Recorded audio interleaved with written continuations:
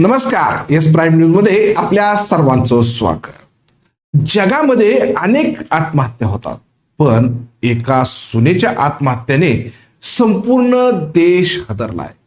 कारण ती नुसती आत्महत्या नव्हती, तर त्यामागे असणारी पोलीस प्रशासनाची सिस्टीम, समाजाची वैचारिकता आणि परिस्थितीचे वाभाडे काढणारी ही आत्महत्या होती.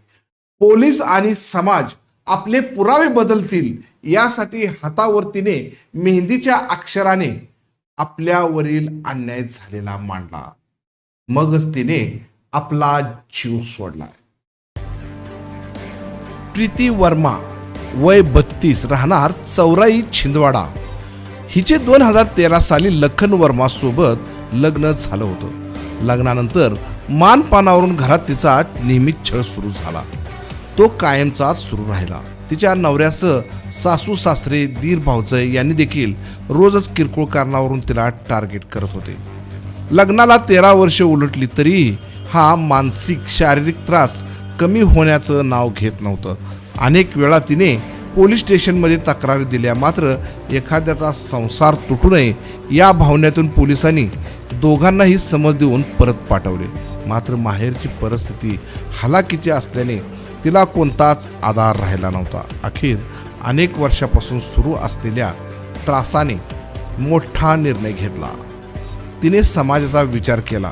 पोलीस स्टेशनमध्ये पैशाने न्याय मिळतो, तर समाजामध्ये श्रीमंताची बाजू घेतली जाते. पण नराधमांना शिक्षा ही झालीच पाहिजे या विचाराने तिने अनेक पुरावे गोळा केले, ज्यामध्ये कॉल रेकॉर्डिंग, व्हिडिओ कॉल आणि लिहिलेले कागद गोळा केले.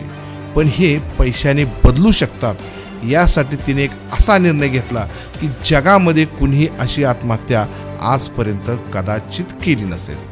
तिने शुक्रवारी रात्री स्वतःच्या हातावर मेहंदीने कोणी आपल्याला त्रास दिला, तो कसा दिला गेला ही व्यथा आणि अन्याय मांडला, ज्यामध्ये सासू सासरे, दीर भावजय आणि नवऱ्याचा देखील समावेश आहे.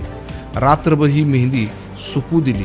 त्यावरील सगळे अक्षर स्पष्ट वाचता येऊ लागले. नंतर सकाळी प्रीतीने विषारी औषध प्राशन केले.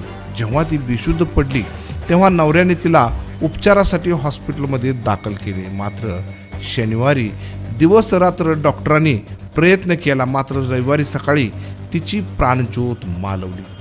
आणि इथून सुरू झाली तिच्या मेहंदीने मांडलेल्या करुण व्यथेची चर्चा. हातावर तिने एक महत्त्वाचा संदेश देखील लिहिला होता. तो म्हणजे, माझा छळ कुटुंबातील नवऱ्यासह सासू सासरे, दीर भावजय यांनी केलाय. त्यांना कठोरात कठोर शिक्षा व्हावी. तसेच माझ्या मृतदेहाला सासरच्या कुणीही हात लावू नये. खरं तर या शब्दामागे अन्यायाची प्रचंड दाहकता दिसून येते. तिच्या हातावरील मेहंदीच्या व्यथेने संपूर्ण देश हादरून गेलाय. तिच्या हातावरील मेहंदीने पोलीस, समाज आणि प्रशासकीय सिस्टीमला अक्षरशः उघडं पाडलंय.